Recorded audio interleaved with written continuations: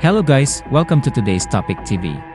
Dito sa bayan ng Taal, Batangas, sa isang bridal boutique, isang tindera ang nasalisihan ng bag ng isang babaeng buntis. Makikita sa video ang isang babaeng naka-orange na damit na tila hindi mapakali.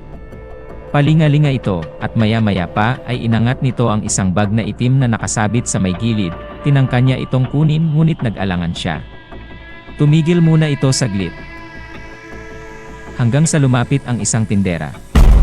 At kinausap niya na kunwari nagtatanong ng ibang style ng gown.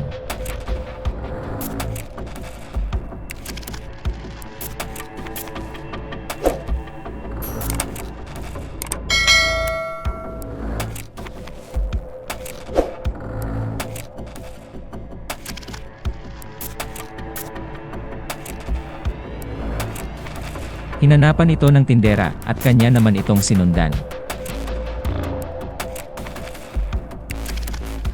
At nang makalayo na ang tindera, binalikan niya agad ito, at kinuha niya agad-agad ang bag sabay takas palayo.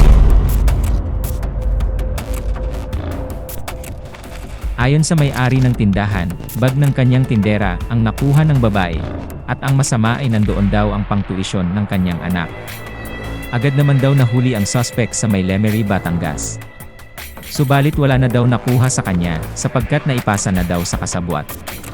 Pinuntahan nila sa Lemery ang babaeng nahuli, subalit di na rin nila ito naabutan, sapagkat inilipat daw sa ibang lugar ang babaeng nahuli.